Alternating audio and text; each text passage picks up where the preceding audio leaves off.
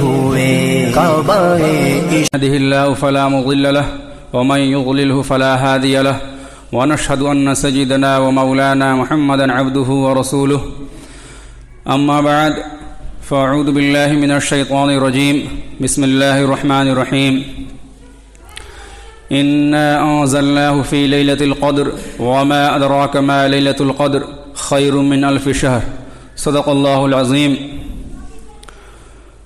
وقال النبي صلى الله عليه وسلم تركت فيكم أمرين لن تضلوا ما تمسكتم بهما كتاب الله وسنة نبيه او كما قال عليه الصلاة والسلام.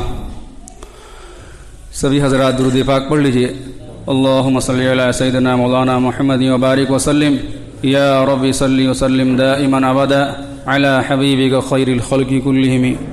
جو حضرات اب آ رہے ہیں سنت وغیرہ نہ پڑھیں، انشاءاللہ سنت پڑھنے کا موقع دیا جائے گا. آگے جگہ خالی ہے، آگے جگہ کو پر کر لیجیے. جو لوگ پیچھے بیٹھے ہیں وہ آگے آ جائیں. میرے بھائیوں، بزرگوں اور دوستو،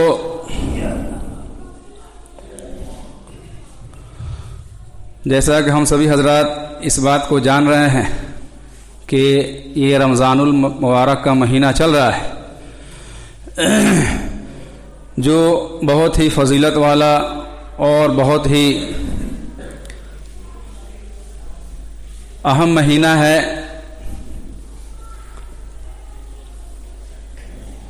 اور اسلام کی بنیاد جن 5 چیزوں پر ہے اس میں سے ایک جو ہے وہ روزہ ہے. اس لیے اس کی اہمیت اور بڑھ جاتی ہے. یہ رمضان المبارک کا مہینہ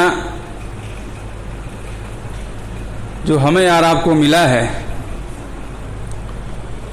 اللہ رب العزت نے اس کے بارے میں خود ہی قرآن پاک میں بتلایا کہ ہم نے رمضان کا مہینہ تمہیں اس وجہ سے دیا تاکہ تم لوگ متقی بن جاؤ. متقی کیا ہوتا ہے؟ اس کا خلاصہ یہ ہے کہ اللہ کے احکامات کو ہم لوگ پورا ماننے والے بن جائیں. جن احکامات کو کرنے کے لیے کہا گیا ہے اس کو پورا کریں، اور جن چیزوں کو چھوڑنے کے لیے کہا گیا ہے اس سے پورا بچ جائیں. وہ ہے آدمی متقی.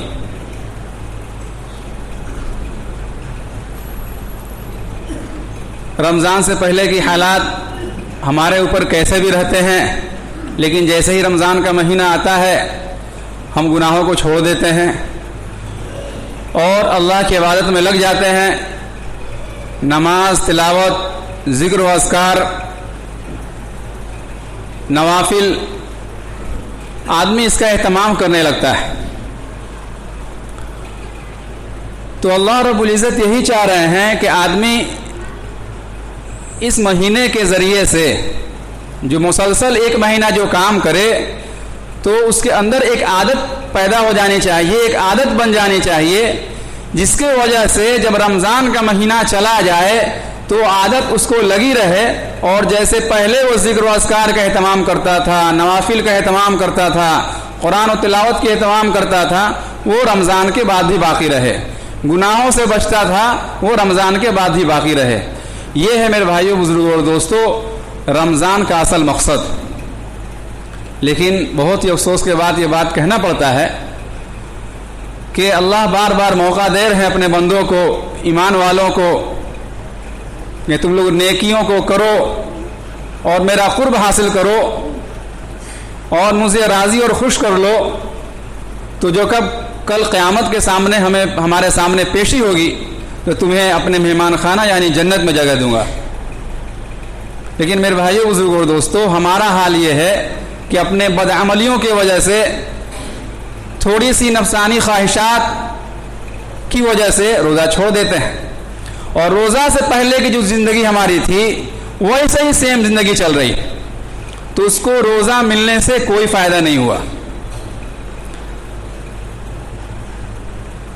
تو رمضان کا مہینہ ابھی باقی ہے، اس کی قدر کرنے کی ضرورت ہے.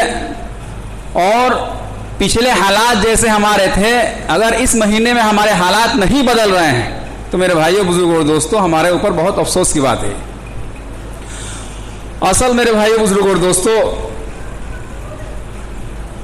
جن باتوں کی طرف توجہ دلانی تھی وہ یہ ہے کہ جیسے اس مہینے کے اندر روزہ فرض ہے اسی طریقے سے اور بھی احکامات ہیں. ایک کیا ہے اس میں اللہ رب العزت نے ایک بہت ہی اہم رات عطا کی ہے. اس مہینے میں اللہ رب العزت نے ایک بہت ہی اہم رات عطا کی جسے شب قدر کہا جاتا ہے. اس کے بارے میں اللہ رب العزت نے ایک سورہ ہی نازل فرما دیا سورۃ القدر. اور اللہ رب العزت نے ارشاد فرمایا کہ بے شک ہم نے شب قدر میں ہی قرآن کو نازل کیا اور اس کی اہمیت بتلانے کے لیے اللہ رب العزت نے سوالیہ انداز میں آگے ارشاد فرمایا کہ وما ادراک ما لیلۃ القدر، اور کیا آپ کو معلوم ہے کہ شب قدر کیا ہے. ایک تو ہوتی ہے کہ آدمی کوئی بات بولے کہ یہ کر دیجیے یہ کر دیجیے آدمی ایسے ہی بات سن لیتا ہے، لیکن اس کی اہمیت بتلانے کے لیے آدمی جب اس میں سوالیہ نشان لگا دیتا ہے تو اس کی اہمیت اور بڑھ جاتی ہے. آدمی کسی کوئی سامان دے کہ لیجئے یہ کھا لیجئے یا اس کو اپنے پاس رکھ لیجئے، اب اس کی اہمیت بتلانے کے لیے آدمی یوں کہہ دے کیا معلوم ہے آپ کو میں کیا چیز دے رہا ہوں، تو اس کو اور آدمی چوکنا ہو جاتا ہے کہ یہ سامان ہم کو مل رہی ہے اور یہ کیا ہے، بتائیے کیا چیز ہے. تو اللہ رب العزت نے انسانوں کو اس کی اہمیت بتلانے کے لیے، ایمان والوں کو اس کی اہمیت بتلانے کے لیے سوالیہ انداز میں ذکر کیا کہ وما ادراک ما لیلۃ القدر، کیا آپ کو معلوم ہے کہ لیلۃ القدر کیا ہے. اور اللہ رب العزت نے آگے خود ہی جواب دیا لیلۃ القدر خیر من الف شہر، یہ شب قدر کی جو رات ہے یہ 1000 مہینوں سے بہتر ہے، 1000 مہینوں سے افضل رات ہے. اگر آدمی کو شب قدر کی رات مل جائے اور اس میں وہ عبادت کر لے تو گویا کہ اس نے 1000 مہینے عبادت کیا. 1000 مہینے میرے بھائیوں بزرگوں اور دوستو، یہ اللہ رب العزت کا ہمارے اوپر اتنا فضل اور کرم ہے کہ اللہ رب العزت نے ہماری عمریں چھوٹی چھوٹی دی. نبی پاک صلی اللہ علیہ وسلم کا کیا فرمان ہے کہ میری امت کی اکثر امتیں 60-70 کے درمیان ہوں گی، لیکن اس کے باوجود میرے بھائیوں بزرگوں اور دوستو اللہ رب العزت نے مسلمانوں پر، امت محمدیہ پر یہ رحم اور کرم کیا کہ اس کے نیکیوں کے درجات کو بڑھا دیا. جیسے رمضان کے مہینے کیا ہے، آدمی عام دنوں میں ایک نیکی کرتا ہے تو 1 ثواب ملتا ہے، لیکن رمضان میں اگر ایک نیکی کرتا ہے تو حدیث پاک میں آتا ہے کہ اس کی نیکی 70 گنا بڑھا دی جاتی ہے. اور دوسرے جگہ آیا ہے حدیث پاک میں اگر اس کے اندر اخلاص زیادہ ہوا، تقوی زیادہ ہوا تو وہ ایک نیکی 700 گنا تک بڑھا دی جاتی ہے، 700 گنا تک نیکی بڑھ جاتی ہے. تو میرے بھائیوں بزرگوں اور دوستو اللہ رب العزت یہ دن دے کر، یہ مہینہ دے کر گویا کہ ہم سے اپنے پیار کا اظہار کر رہے ہیں کہ اے میرے پیارے بندے میں تجھے موقع دے رہا ہوں، تیری کم عمر ہے لیکن تو زیادہ نیکی حاصل کر سکتا ہے، تو زیادہ نیکیوں کو اپنا سکتا ہے اپنے عمل کے ذریعے سے. تو میرے بھائیوں بزرگوں اور دوستو یہ شب قدر کی جو رات ہے یہ بھی نیکی حاصل کرنے کی رات ہے. اور حدیث پاک میں آتا ہے نبی پاک صلی اللہ علیہ وسلم نے ارشاد فرمایا کہ شب قدر کو آخری طاق راتوں میں تلاش کرو. آخری عشرے کے آخری 10 دن جو رمضان کے آخری 10 دن ہوتے ہیں اس کے طاق راتوں میں تلاش کرو. بعض علماء کرام نے لکھا ہے اس حدیث کے تفصیل میں کہ اس سے معلوم چلتا ہے کہ شب قدر کی جو رات جو ہے فکس نہیں ہے، وہ متعین نہیں ہے، اللہ رب العزت اس کو بدلتے رہتے ہیں. طاق رات کیا ہے؟ 21 کی شب ہے، 23 کی شب ہے، 25 کی شب ہے، 27 کی شب ہے، 29 کی شب ہے. تو بعض علماء نے لکھا ہے کہ وہ شب قدر جو ہے وہ بدلتی رہتی ہے. کوئی آدمی، بہت سارے لوگ فکس کر لیتے ہیں کہ آج 27 کی شب ہے، آج شب قدر ہے. میرے بھائیوں بزرگوں اور دوستو حضور پاک صلی اللہ علیہ وسلم تفصیل سے اس کے بارے میں بتلا ہی نہیں کون رات شب قدر ہے، تو ہم اور آپ کیسے متعین کر لیتے ہیں؟ تو یہ رمضان کے مہینے میں جب ہم اتنی عبادت کر لیے تو میرے بھائی یہ جو اور وقت آنے والا ہے اس میں بھی ہم تھوڑی سی محنت کر لیں گے تو یہ 1000 مہینہ تقریباً 83-84 سال بیٹھتا ہے. عام طور سے آدمی لگاتار 83 سال 84 سال عبادت نہیں کر سکتا ہے, لیکن اللہ کا فضل ہے کہ اللہ رب العزت وہ رات ہمیں دے رہے ہیں.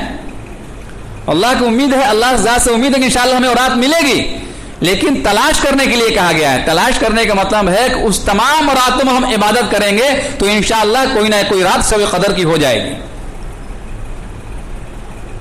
اس لیے اس غفلت میں نہ رہیں کہ آج 27 کی شب ہے, آج خوب مسجدوں کو بھر لو, آج ہی شب قدر ہے. میرے بھائیو بزرگوں اور دوستو, شب قدر کی کوئی رات کی تعین نہیں کی گئی ہے. ہاں اتنا بتلایا گیا ہے کہ شب قدر آخری رمضان کے تاک راتوں میں ہے, اس کو تلاش کرنا ہمارا کام ہے. میرے بھائی صرف 5 راتیں تو ہیں, اور ان 5 راتوں میں ہم نے عبادت کر لیا صحیح سے, غفلت نہیں کیا, بے توجہی نہیں کی, تو میرے بھائیو بزرگوں اور دوستو ہمارے نامہ اعمال میں 83-84 سال کا عبادت لکھ دیا جائے گا. اور اسی سورۃ القدر کے اندر اللہ رب العزت نے ارشاد فرمایا کہ شب قدر میں جو ہے فرشتے اور جبرائیل علیہ السلام رحمت لے کر اترتے ہیں. جو لوگ اس رات میں عبادت کرتے ہیں اس کو رحمت کی دعائیں دیتے ہوئے وہ چلے جاتے ہیں. جبرائیل علیہ السلام تمام فرشتوں کے سردار, ان کا کام کیا تھا؟ نبیوں کے پاس اللہ کا پیغام لے کر آنا. نبیوں کے پاس اللہ کا پیغام لے کر آتے تھے, لیکن اللہ رب العزت نے نبیوں کا سلسلہ تو اللہ رب العزت نے ہمارے نبی پاک صلی اللہ علیہ وسلم پر ختم کر دیا. ہمارے نبی آخری نبی ہیں, ان کے بعد کوئی نیا نبی نہیں آنے والا ہے, لیکن اس کے باوجود اللہ رب العزت جبرائیل علیہ السلام کو رمضان المبارک کے مہینے میں شب قدر کی رات میں فرشتوں کے ساتھ دنیا میں بھیجتے ہیں, اور وہ رحمت لے کر برکت لے کر اترتے ہیں. جو لوگ اس رات میں عبادت کرتے ہیں اس کو رحمت کی اور برکت کی دعائیں دیتے ہوئے چلے جاتے ہیں. تو میرے بھائیو بزرگوں اور دوستو, یہ رمضان کا مہینہ جو ہے یہ عبادتوں کا مہینہ ہے, اس کی قدر کرنے کی ضرورت ہے. اور شب قدر میں کوئی لمبی چوڑی عبادت کرنے کی آپ کو ضرورت نہیں ہے.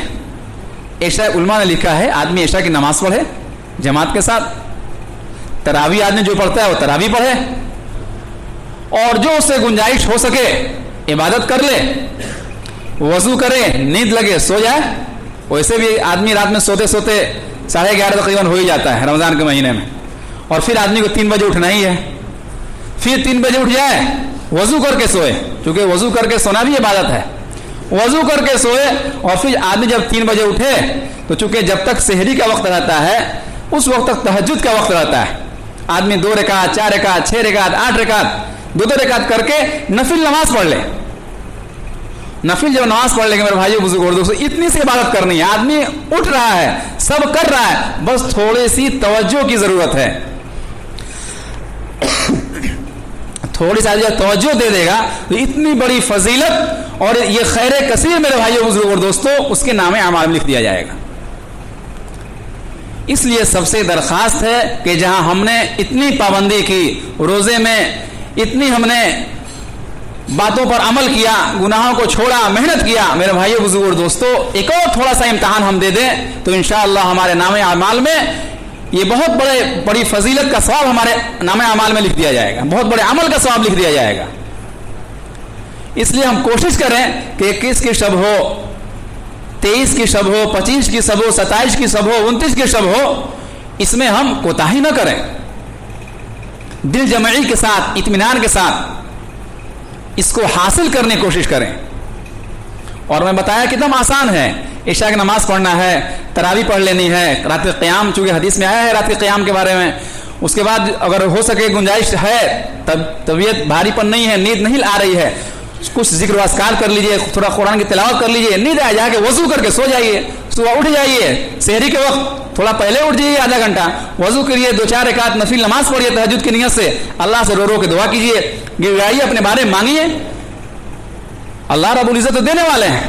تو یہ عمل تھوڑا سا کر لیں گے تو انشاءاللہ یہ شب قدر کی فضیلت ہمیں حاصل ہو جائے گی.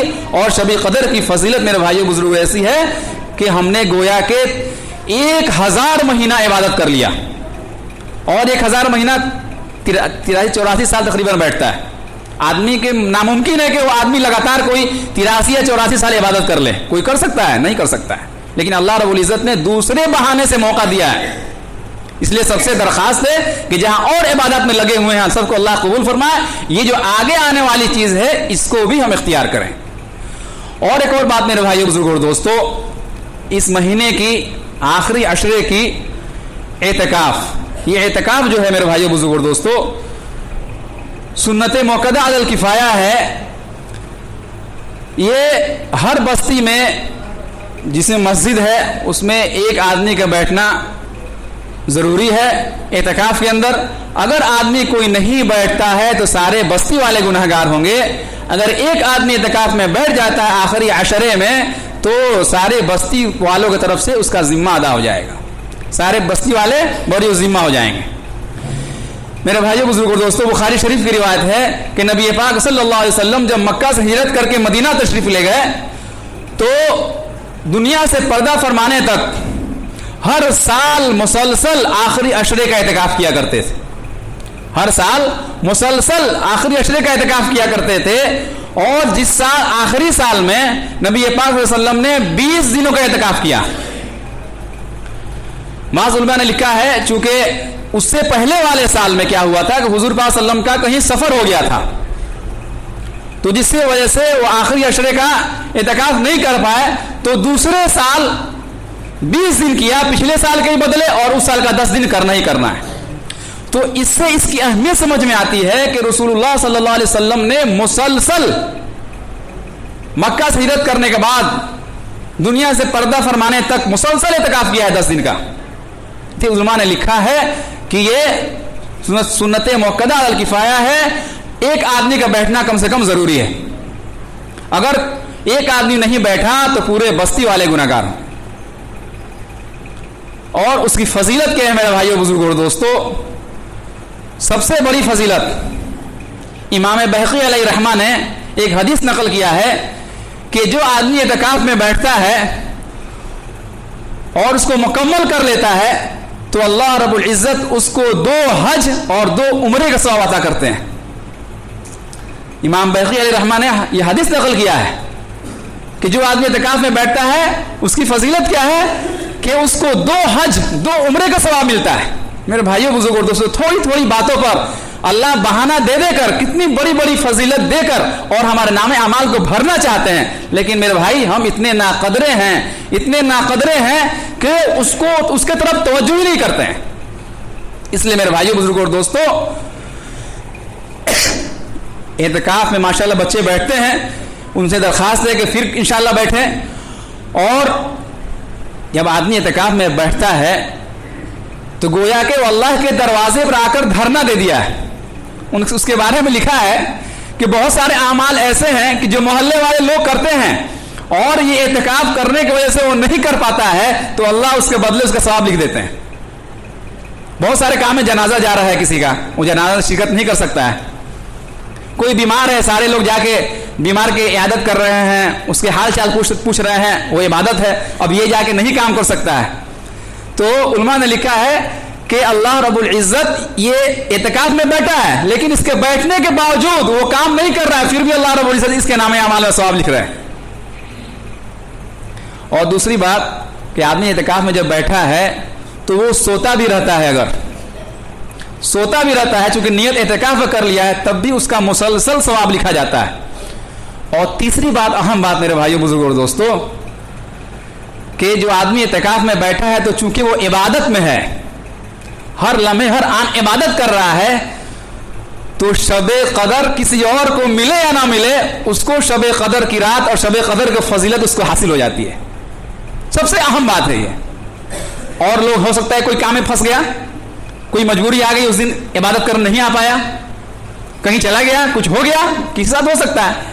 لیکن جو اعتکاف میں بیٹھنے والا ہے میرے بھائیوں بزرگوں اور دوستوں, اس کے لیے بہت ہی اہم بات ہے کہ اس کو شب قدر کی فضیلت حاصل ہو جاتی ہے. لیکن جو لوگ اعتکاف میں بیٹھے میرے بھائیوں بزرگوں اور دوستوں, لغو بات نہ کریں. ضروری کسی سے کچھ بات ہو کر لیں, عبادت میں وقت لگائیں, قرآن تلاوت میں لگائیں, دعا میں لگیں, محلے والوں کے لیے دعا کرنا, اپنے گھر والے کے لیے دعا کرنا, ملکی حالات کے لیے دعا کرنا, اور جہاں جہاں مسلمان پریشان ہیں ان سب کے لیے دعا میں آدمی لگے رہنا. وہ آدمی جو اعتکاف میں بیٹھتا ہے وہ اللہ کے در پر پڑ گیا ہے کہ اللہ یہ سن لے میری, میں تیرے در پر آ گیا ہوں, میں جانے والا نہیں ہوں جب تک عید کا چاند نہیں نکلے گا. تو ان سے بھی درخواست ہے جو لوگ بیٹھے وہ محلے والوں کے لیے, ملک کے لیے, ملکی حالات بس سے بدتر ہوتے چلے جا رہا ہے, مسلمانوں کے خلاف حالات بس سے بدتر ہوتے چلے جا رہے ہیں, اس کے لیے آدمی دعائیں کرے.